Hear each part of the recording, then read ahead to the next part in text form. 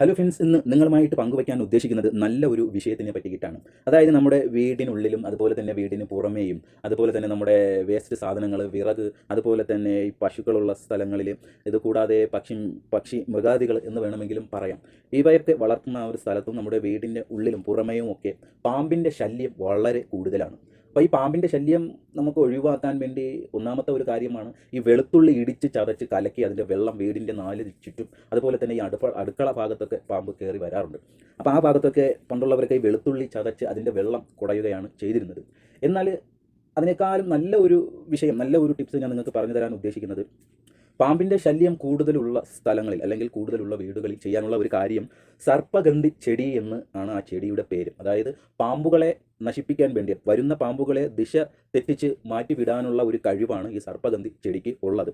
ഈ സർപ്പഗന്ധി ചെടി എവിടെയാണ് ഉള്ളത് എന്ന് ചോദിച്ചു കഴിഞ്ഞാൽ കൃഷിഭവനിൽ, അതായത് നഴ്സറി എന്ന ഒരു കൃഷിഭവൻ, ചെടിയൊക്കെ നട്ടു വളർത്തി വിൽക്കുന്ന ഫാമിൽ കാണപ്പെടാറുണ്ട്. അപ്പോൾ അവിടെ പോയി വാങ്ങുക. അറിയാവുന്നവർ അടുത്തുള്ള ആരെങ്കിലുമായിട്ട് ചോദിച്ചിട്ട് അടുത്തുള്ള വീടുകളിൽ നിന്നും സംഘടിപ്പിക്കുക. അതിൻ്റെ ആ ഒരു സർപ്പഗന്ധി ചെടിയുടെ രൂപം എങ്ങനെയാണെന്ന് വെച്ച് കഴിഞ്ഞാൽ അതിൻ്റെ ഇല നല്ല പച്ച കളറായിരിക്കും. പച്ചക്കെന്ന് വെച്ചാൽ നല്ല ഡാർക്ക് പച്ച കളറായിരിക്കും. അതുപോലെ തന്നെ അതിൽ കറുത്ത കുരുക്കൾ, മുന്തിരി പോലെ കറുത്ത കുഞ്ഞു കുഞ്ഞു കുരുക്കൾ അതിൽ പിടിക്കാറുണ്ട്. അതുകൂടാതെ തന്നെ ഇതിൽ വെള്ളയും ചുവപ്പുമായിട്ട് ചേർന്ന് കലർന്ന് വന്നുണ്ടാകുന്ന പൂക്കളുമുണ്ട്. ചുവപ്പും അതുപോലെ തന്നെ വെള്ളയും കൂടെ ചേർന്നിട്ടുണ്ടാകുന്ന പൂക്കളുമുണ്ട്. അപ്പോൾ ഈ ഒരു ചെടി നിങ്ങൾക്ക് അറിയില്ല എന്നുണ്ടെങ്കിൽ നമ്മുടെ പെട്ടെന്ന് അറിയാൻ വേണ്ടിയിട്ട് നമ്മുടെ ആയുർവേദ പച്ച മരുന്നുകളൊക്കെ വിൽക്കുന്ന കടകളുണ്ട്. അവിടെ പോയി ചോദിച്ചാലും ഈ ചെടിയെ പറ്റി നിങ്ങൾക്ക് പറഞ്ഞു തരും. എന്തിനാണ് ഈ ചെടി നമ്മൾ ഉപയോഗിക്കുന്നത് എന്നുള്ള കാര്യത്തിനെ പറ്റി അങ്ങാടി കടയിൽ പച്ചമരുന്ന് വിൽക്കുന്ന അവരും പറഞ്ഞു തരും. പഴയ ആളുകളൊക്കെ ഉണ്ട്, അവരോട് ചോദിച്ചാലും ഈ സർപ്പഗന്ധി ചെടി എന്തിനാണ്, എവിടെ കിട്ടും എന്നൊക്കെയുള്ള കാര്യങ്ങളൊക്കെ പഴയ ആൾക്കാരും പറഞ്ഞു തരും. അതുപോലെ തന്നെ ഈ പച്ചമരുന്ന് വിൽക്കുന്ന കടകളിലുള്ള ആളുകളും പറഞ്ഞു തരും.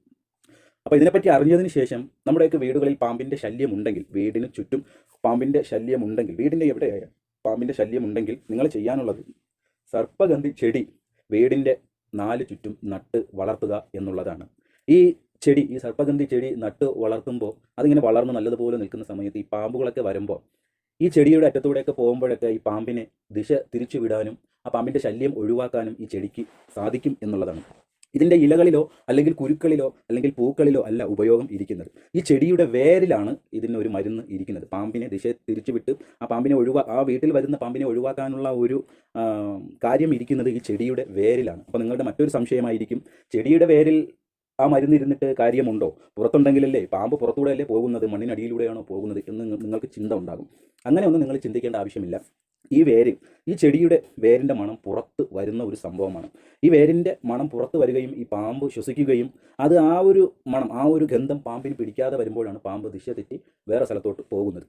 അപ്പോൾ എനിക്കറിയാവുന്ന ഒരു കാര്യമാണ് നിങ്ങൾക്ക് പറഞ്ഞു തന്നത്. അപ്പോൾ ഈ പാമ്പിൻ്റെ ശല്യമുള്ള സ്ഥലങ്ങളിലൊക്കെ ചിലപ്പോൾ നമ്മുടെ വീടിലായിരിക്കാം, വീടിൻ്റെ ഉള്ളിലായിരിക്കാം, അല്ലെങ്കിൽ വീടിൻ്റെ പുറത്തായിരിക്കാം, അതല്ല എന്നുണ്ടെങ്കിൽ നമ്മുടെ കടകളിലും മറ്റുള്ള സ്ഥലങ്ങളൊക്കെ ആയിരിക്കാം. വീടിൻ്റെ ഉള്ളിലാണെങ്കിൽ ചെടിച്ചട്ടിയിലൊക്കെ നട്ടിട്ട് ചെറിയ ചെറിയ തൈകളൊക്കെ അവിടെ വെച്ച് കൊടുത്തു കഴിഞ്ഞാൽ പാമ്പിൻ്റെ ശല്യം ഉണ്ടാകില്ല. അപ്പോൾ സർപ്പഗന്ധി ചെടി, പാമ്പിൻ്റെ ശല്യമുള്ളവർ സർപ്പഗന്ധി ചെടി നട്ട് വളർത്തുക എന്നുള്ളതാണ്. ഇത് നട്ട് വളർത്തുന്നതിലൂടെ നമുക്കുണ്ടായിരിക്കുന്ന ആ പാമ്പിൻ്റെ ശല്യമൊക്കെ വീട്ടിൽ നിന്നും